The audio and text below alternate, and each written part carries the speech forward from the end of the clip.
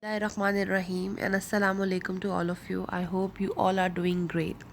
This is OSP round 3, week 15, and today we will learn from our textbook, which is Smart Science Skill 4. Page number are 79 till 84. Chapter is Magnet, and the topic is Properties of Magnet. Resources required: textbook, Smart Science Skill 4, and internet connection. Introduction or summary of the lesson is: a magnet is an object that attracts or pulls magnetic material toward itself. There are 5 basic properties of magnet. Quote of the day is: if you want to be more powerful in life, educate yourself. It's that simple, which means education or knowledge is the power to everything. Objectives: we will learn about magnets and the properties of magnet. So let's start our lesson with the magnets. What is magnet? As we all know, and we have studied earlier as well, that a magnet is an object that attracts or pulls magnetic material toward itself. But why and how? Because a magnet produces a magnetic field that can attract or pull objects toward them. You can see in this picture the black lines. These black lines are basically the magnetic field which is produced by a magnet. In this magnetic field, the magnetic material can attract or pulls the object towards the magnet. A magnet can be found naturally, and the natural magnet is called lodestone, and the magnet can also be made by man. There are the pictures of a natural magnet and a man-made magnet as well. Man-made magnets are of different shapes like bar magnet, cylindrical magnet, U-shaped magnet, horseshoe magnet, circular magnet, or ring magnet. Properties of magnets. So there are 5 properties of magnet, and we will learn all these 5 one by one. The first property is like poles repel and unlike poles attract. First of all, poles. What are poles? These are the end of the magnets, and all the magnets have 2 poles, north pole and south pole, and these poles have 2 forces: force of attraction and force of repulsion. What is force of attraction? When different poles of 2 magnets brought closer to each other, they will attract each other. This is force of attraction. And when same pole like north north or south south of 2 magnets are brought closer to each other, they will repel or push each other away. This is called force of repulsion. As you can see in this picture, the picture is showing 3 interactions between 2 magnets. In first, the 2 opposite poles of a magnet come closer to each other, north pole and south pole, so they will attract each other. But in the 2 pictures, they are facing north north and south south, which means they are the same pole or the like poles, which means these magnets will repel each other.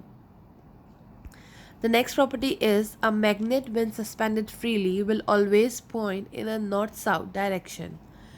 As you can see in this picture, if a magnet is suspended freely by a thread, it aligns itself in the north-south direction because the earth has 2 poles on its opposite end, north pole and south pole. So whenever we suspend a magnet freely, it always points in a north-south direction.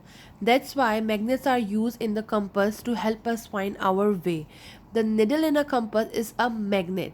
One end of this magnet will always point into the Earth's north pole. The third property is a magnet is strongest at its pole. The force of attraction of magnet is greater at its pole than in the middle. Why? As you can see in the picture, the black thing is the iron filling, and iron is basically a magnetic material. When we pour iron fillings on a bar magnet, the iron fillings will line up along lines around the magnet. There are more iron fillings, as you can see in the picture as well, that there are more iron fillings at the pole than at the middle of the magnet. This shows that a magnet is strongest at its pole and weakest in the middle. Next property is a magnet can exert a magnetic force from a distance. A magnet does not need to come in contact with a magnetic material or another magnet to attract or repel. Why? Because of the magnetic field which is surrounded by a magnet. Again, you can see in the picture, these black lines are the magnetic fields.